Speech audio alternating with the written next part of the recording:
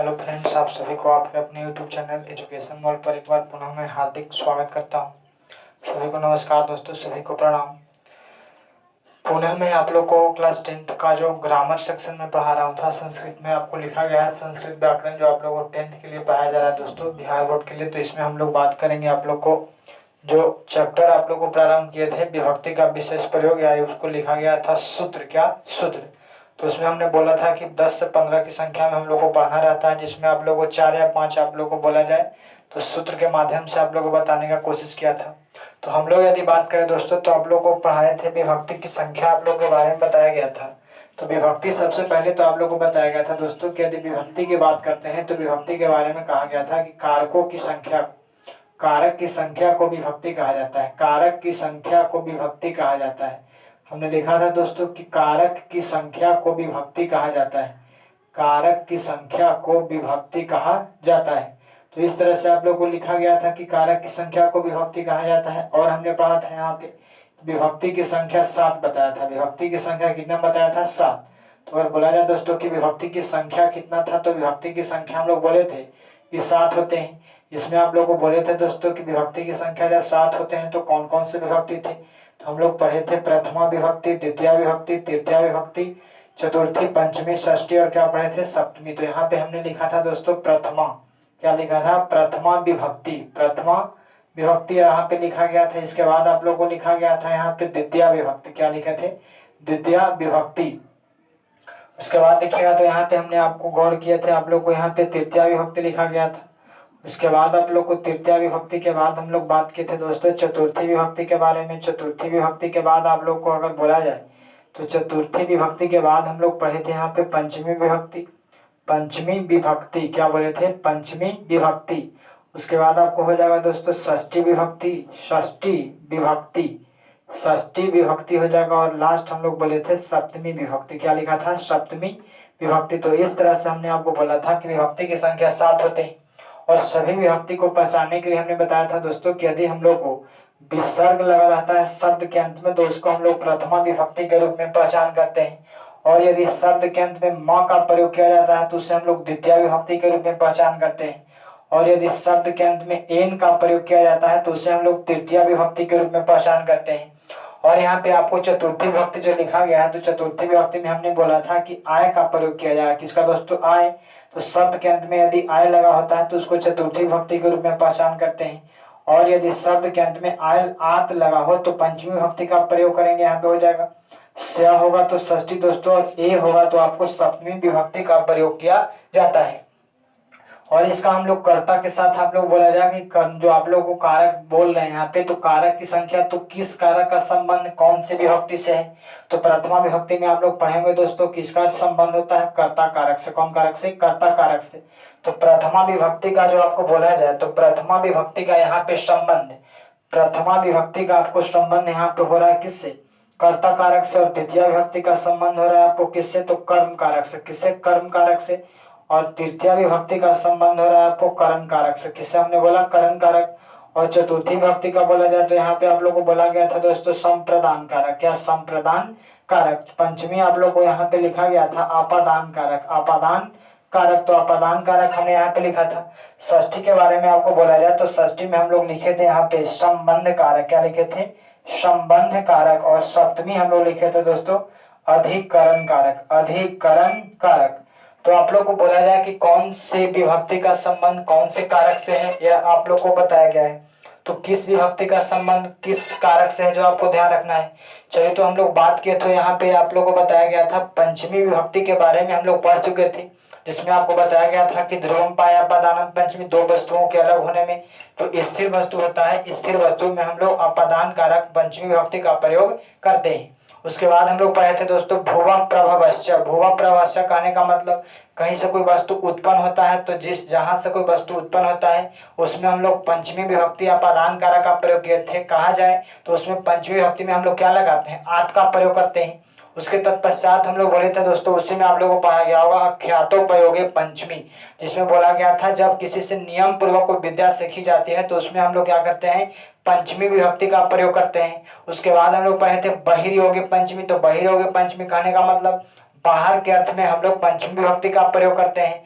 और एक आपको पढ़ाया गया होगा दोस्तों, उसमें आप लोग देखे होंगे, भित्रार्था नाम भय हेतु पंचमी मतलब डरने और रक्षा करने के अर्थ में पंचमी विभक्ति का प्रयोग किया जाता है। और हम लोग चतुर्थी विभक्ति वहां पे प्रारंभ किए थे। तो चतुर्थी विभक्ति में यदि हम लोग बात करें तो चतुर्थी विभक्ति में हम लोग एक सूत्र प्रारंभ किए थे। तो हम लोग और बात करें दोस्तों तो चतुर्थी विभक्ति तो चतुर्थी विभक्ति के बारे में बोला जाए यहाँ पे, तो चतुर्थी विभक्ति में हम लोग को बोल रहा है चतुर्थी विभक्ति का पहचान हम लोग कैसे करते हैं। आय के रूप में यदि शब्द के अंत में आय का प्रयोग किया जाता है तो उसको बोला जाता है चतुर्थी विभक्ति बोलेंगे दोस्तों। चतुर्थी विभक्ति का संबंध कौन कारक से होगा, तो आपको कहता है कि संप्रदान कारक से होगा। कौन कारक से होगा, तो संप्रदान कारक से होगा। तो चतुर्थी विभक्ति का संबंध आपको होगा दोस्तों संप्रदान कारक से। कौन से कारक से, संप्रदान कारक से। अब इसमें आप लोग को सूत्र हमने पढ़ाया था, जैसे आप लोग को यहाँ पे बताया गया था। एक में आप लोग को हमने लिखा था यहाँ पे नमः योगे, क्या लिखा था, नमः योगे चतुर्थी। सुनिएगा जरा, हमने लिखा था यहाँ पे नमः योगे चतुर्थी। तो नमः योगे चतुर्थी कहने का मतलब यहाँ पे आपको समझाया था कि नमः का अर्थ बताए थे प्रणाम। नमः का अर्थ क्या बताए थे, प्रणाम। तो प्रणाम के अर्थ में आपको कहता है कि चतुर्थी विभक्ति का प्रयोग किया जाता है। जैसे आप लोग को लिखा गया था कि हमने लिखा था दोस्तों कि गणेश को प्रणाम, क्या लिखा था, गणेश को प्रणाम। तो गणेश को प्रणाम आपको लिखा गया, तो यहाँ प्रणाम आ रहा है दोस्तों। तो प्रणाम के अर्थ में हम लोग क्या प्रयोग करेंगे, चतुर्थी विभक्ति। तो यहाँ किसको प्रणाम कर रहा है, गणेश को प्रणाम कर रहा है। जिसको प्रणाम करेगा उसी में लगाएंगे चतुर्थी विभक्ति। तो चतुर्थी विभक्ति के लिए क्या प्रयोग करेंगे, आय का प्रयोग करेंगे। तो यहाँ पे हम लोग लिख सकते हैं दोस्तों, गणेश में लगा देंगे आय तो हो जाएगा गणेशाय, और प्रणाम का यहाँ पे लिख दिया जाए नमः, तो गणेशाय नमः हो जाएगा। अगर हम एक एग्जाम्पल और लिखे, जैसे किसी ने आपको लिख दिया होता शिव को प्रणाम, क्या लिखा होता, शिव को प्रणाम। यदि किसी ने आपको लिखा शिव को प्रणाम, तो किसको प्रणाम कर रहा है दोस्तों, तो शिव को प्रणाम कर रहा है। जिससे प्रणाम करेगा उसी में लगाएंगे चतुर्थी विभक्ति। चतुर्थी विभक्ति कहने का मतलब आय का प्रयोग करेंगे। तो यहाँ पे हम लोग लिख सकते हैं शिव में लगा देंगे आय, तो हो जाएगा शिवाय, क्या हो जाएगा, शिवाय। और प्रणाम का होता है नमः, शिवाय नमः। तो इसके बाद यदि चतुर्थी विभक्ति का दूसरा इंपॉर्टेंट सूत्र हम लोग देखें, सेकेंड यदि बात करेंगे चतुर्थी विभक्ति का, तो चतुर्थी विभक्ति में हम लोग सेकेंड यहाँ पे बात किए थे दोस्तों। यहाँ हम लोग पढ़े थे धनार्थे चतुर्थी, क्या पढ़े थे, धनार्थे चतुर्थी। क्या लिखेंगे, धनार्थे चतुर्थी। तो यहाँ पे हम लोग लिख सकते हैं धनार्थे चतुर्थी, मैं लिख रहा हूँ धनार्थे। तो यहाँ पे हमने लिखा धनार्थे चतुर्थी। तो धनार्थे चतुर्थी यदि लिखा गया है तो इसका अर्थ आप लोग देख सकते हैं कि दान के अर्थ में, दान के अर्थ में। तो धनार्थे चतुर्थी का मतलब होता है दोस्तों, इसका अगर हिंदी आप लोग अर्थ समझिए तो यहाँ पे धनार्थे का मतलब होता है दान के अर्थ में चतुर्थी विभक्ति का प्रयोग किया जाता है। तो दान अगर आएगा दोस्तों तो आपको लिखा जाएगा कि धनार्थे चतुर्थी कहने का मतलब किसके अर्थ में होता है, तो दान के अर्थ में का जब प्रयोग करेंगे दान के अर्थ में तो चतुर्थी विभक्ति का प्रयोग करेंगे। जैसे आप लोग सुनते होंगे ब्राह्मण को गाय अगर दे रहा है किसी को, तो किसी को अगर आप दान दे रहे हैं तो वहां पे चतुर्थी विभक्ति का प्रयोग करेंगे। जैसे इसका एक एग्जाम्पल मैं ले रहा हूँ, जैसे आपने किसी ने लिखा यहाँ पे एग्जाम्पल इसका लिखा, पहले तो आप लोग समझ लीजिए कि दान के अर्थ में, किसके अर्थ में, दान के अर्थ में हम लोग प्रयोग करेंगे चतुर्थी विभक्ति का। दान के अर्थ में प्रयोग करेंगे किसका, चतुर्थी विभक्ति का। इसका मतलब अर्थ समझ लीजिए, दान के अर्थ में प्रयोग किया जाता है दोस्तों चतुर्थी विभक्ति का। इसका यदि उदाहरण आप लोग देखते हैं, जैसे हमने लिखा ब्राह्मण को गाय दो, ब्राह्मण को गाय दो। तो ब्राह्मण को गाय दो तो कहने का मतलब यहाँ ब्राह्मण को आपको क्या किया जा रहा है दोस्तों, गाय में दान, गाय को दान के रूप में दिया जा रहा है। तो आपको यहाँ पे आप लोग जानते होंगे, तो ब्राह्मण को हम लोग विप्राय लिखते हैं, विप्र माने ब्राह्मण होता है, और इसमें आय लगा देंगे तो हो जाएगा विप्राय। और गाय यहाँ पे लिख सकते हैं गो, देही मतलब होता है क्या, देना। तो विप्राय गो देही, तो यहाँ पे आपको हो गया ब्राह्मण को गाय दो। तो देही यहाँ पे आपको शब्द जो आ रहा है तो यहाँ पे दान के अर्थ में आ रहा है। तो पहले तो आपको सवाल ऐसे पूछेगा कि धनार्थे चतुर्थी, क्या बोला, धनार्थे चतुर्थी का अर्थ क्या होता है, तो दान के अर्थ में क्या प्रयोग करेंगे, चतुर्थी विभक्ति।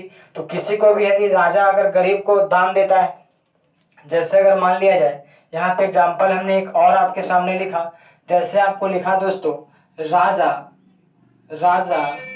गरीब को, चाहे राजा गरीबों को वस्त्र देता है, वस्त्र देता है, राजा गरीबों को क्या देता है, वस्त्र देता है। तो यहाँ पे आप लोग देख सकते हैं नृपः मतलब होता है क्या दोस्तों, राजा, और गरीबों को वस्त्र देता है। देखिएगा गरीबों को वस्त्र देता है। तो आप लोग जानते हैं कि निर्धन मतलब होता है गरीब, तो निर्धनेभ्य लिखेंगे यहाँ, निर्धनेभ्य क्या लिखेंगे, निर्धनेभ्य। तो निर्धनेभ्य हो गया, गरीबों को वस्त्रम क्या बोलेंगे, वस्त्रम। और यहाँ पे आपको हो जाएगा देता है तो ददाती लिखेंगे, क्या दोस्तों, ददाती। तो यहाँ पे आपको लिख सकते हैं कि राजा गरीबों को वस्त्र देता है, तो जब वस्त्र दे रहा है तो यहाँ पे दान के रूप में दे रहा है। तो यहाँ पे आप लोग ध्यान रखिएगा कि दान के अर्थ में हम लोग चतुर्थी विभक्ति का प्रयोग करते हैं। इसका एक इम्पोर्टेंट आपको बोला जाता है एक सूत्र और है जो आप लोग को पूछा जाता है बोर्ड एग्जाम में ज्यादातर। जैसे हम लोग यहाँ पे बात करें, उस सूत्र का नाम है रुच्यर्था नाम, क्या लिखा, रुच्यर्था नाम, रुच्यर्था नाम चतुर्थी। हमने लिखा दोस्तों रुच्यर्था नाम चतुर्थी। जब लिखा गया है रुच्यर्था नाम चतुर्थी, तो रुच का अर्थ पहले क्या होता है जो समझिएगा। तो यहाँ पे कहता है दोस्तों कि रुच का अर्थ होता है अच्छा लगना। रुच का अर्थ क्या होता है, अच्छा लगना। तो पहले आप लोग समझ लीजिए, हमने लिखा सूत्र का नाम रुच्यर्था नाम चतुर्थी, रुच्यर्था नाम चतुर्थी। तो रुच्यर्था नाम चतुर्थी कहा जाए तो इसको आप लोग देख सकते हैं। रुच का अर्थ क्या होता है, अच्छा लगना। रुच का मतलब हो गया दोस्तों अच्छा लगना। तो अच्छा लगना आपको रुच का अर्थ हो गया। तो यहाँ पे आपको एक शब्द ध्यान रखना है कि आपको लिखता है कि रोचते का अर्थ होता है अच्छा लगता है। अगर किसी ने लिख दिया रोचते, रोचते का मतलब होगा दोस्तों अच्छा लगता है, अच्छा लगता है। तो आपको आएगा कहीं पे अच्छा लगता है तो उसका अर्थ लिखेंगे रोचते। जैसे आप लोग पढ़े थे विभेति, जैसे भितरार्था नाम भय तो पंचमी में आप लोग को पढ़ाया गया था विभेति मतलब डरता है, त्रायते पढ़ाया गया था रक्षा करता है। तो उसी प्रकार से आपको रोचते ध्यान रखना है। जैसे आपको यह भी बड़ा इंपॉर्टेंट एग्जांपल है दोस्तों, यह भी आपको बहुत बार पूछा गया है।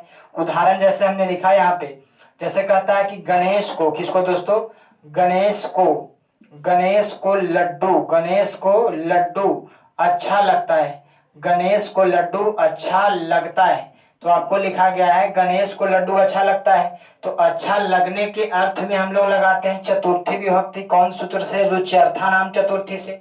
तो पहले तो आपको लड्डू अच्छा किसको लग रहा है, तो जिसको अच्छा लगेगा दोस्तों उसी में हम लोग प्रयोग करेंगे चतुर्थी विभक्ति।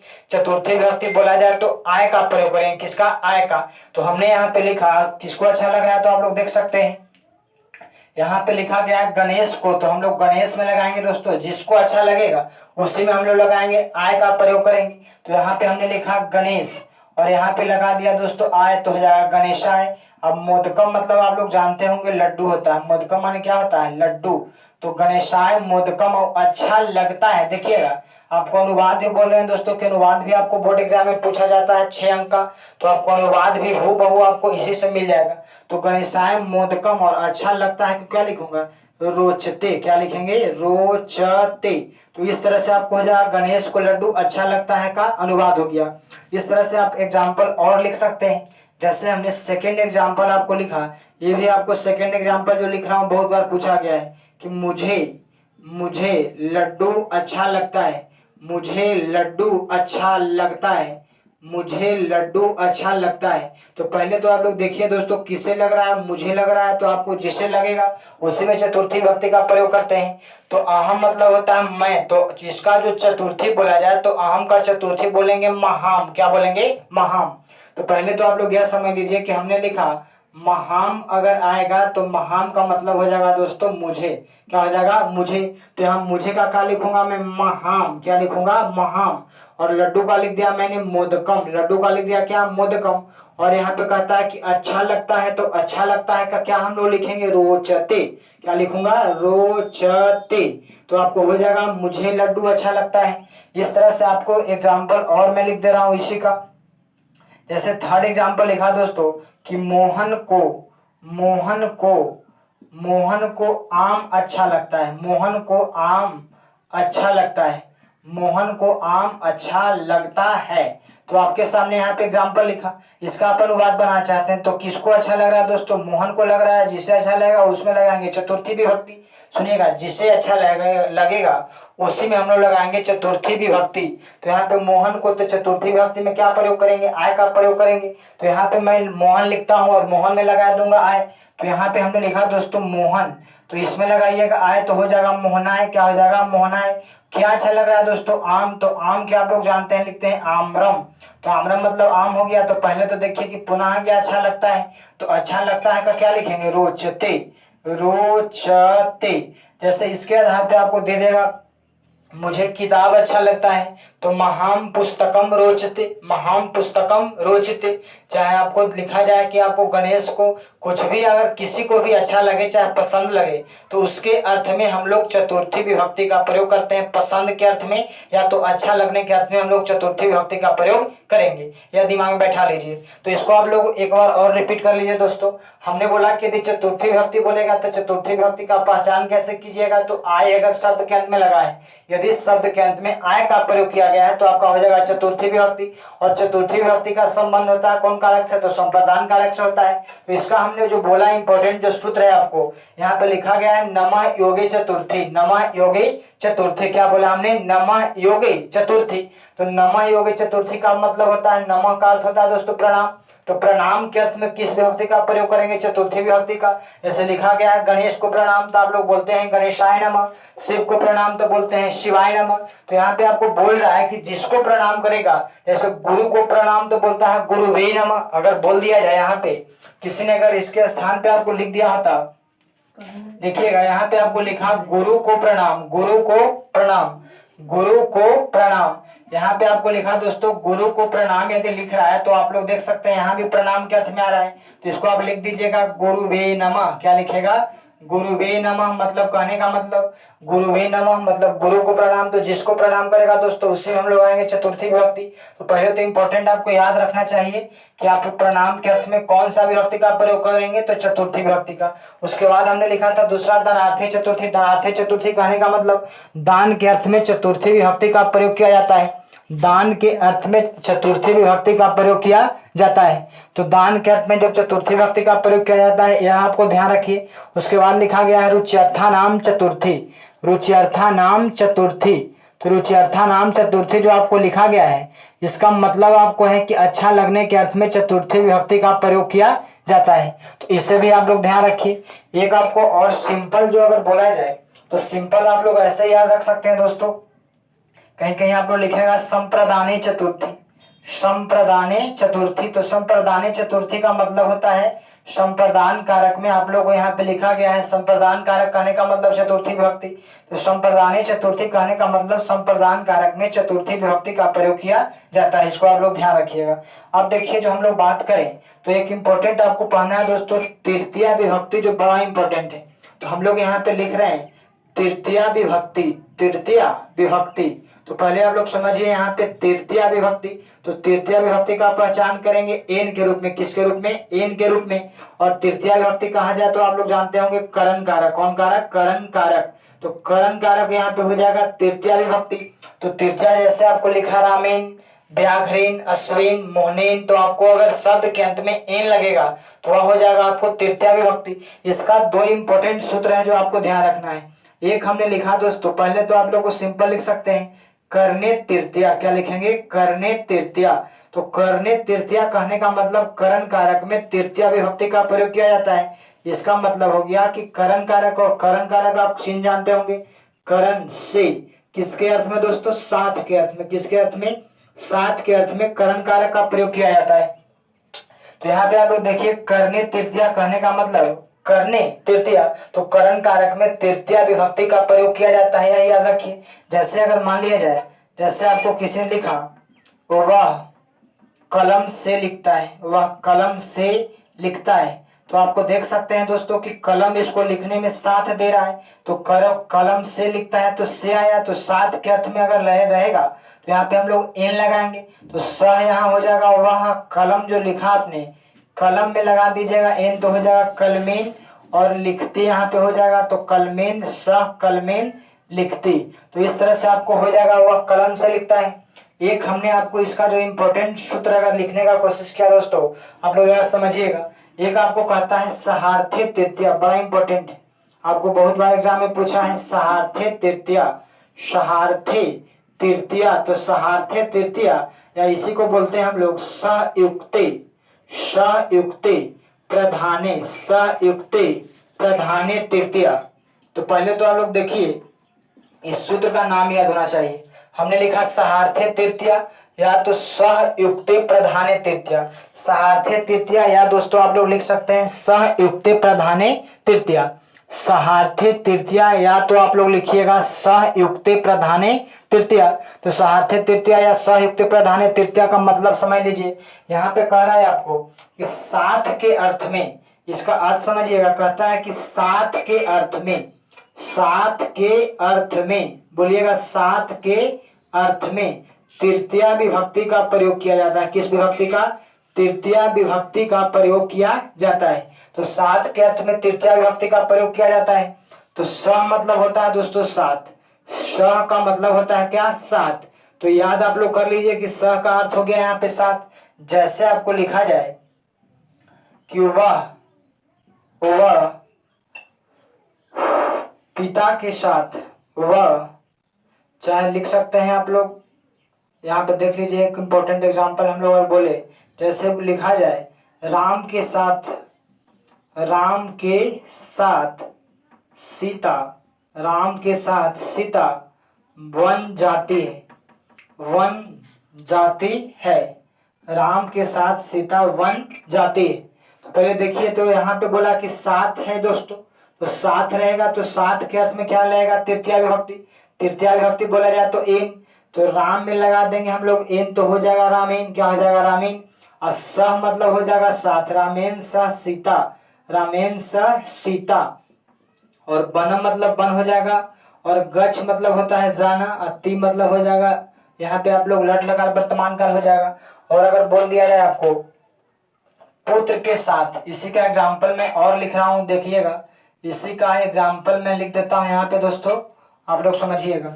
इसी का मैं एग्जाम्पल लिख रहा हूं। सेकंड, पुत्र के साथ, पुत्र के साथ पिता बाजार जाता है, पुत्र के साथ पिता बाजार जाता है। तो पुत्र के साथ पिता बाजार जाता है, तो आप लोग देख सकते हैं पुत्रेन लिख दूंगा, पुत्रेन। और सह मतलब साथ, पिता तो यहाँ पिता लिख देता हूँ, हटम का अर्थ हो जाएगा बाजार। और गच्छ माने दोस्तों जाना, यहाँ हो लग जाएगा आपको ती, तो आप लोग देख सकते हैं गच्छति। तो इस तरह से आप लोग को तृतीय विभक्ति का सूत्र आप लोग देख सकते हैं, इंपॉर्टेंट है। एक सूत्र इसका और है दोस्तों, जो हम लोग बात करेंगे नेक्स्ट वीडियो में। तब तक के लिए धन्यवाद। आप लोग इस वीडियो को देखते रहिए। Thank you. और वीडियो को पूरा देखिएगा ताकि आपको समझ में आए। और यदि समझ में आए दोस्तों तो चैनल को सब्सक्राइब कीजिए और वीडियो को लाइक करना न भूलें। थैंक्स।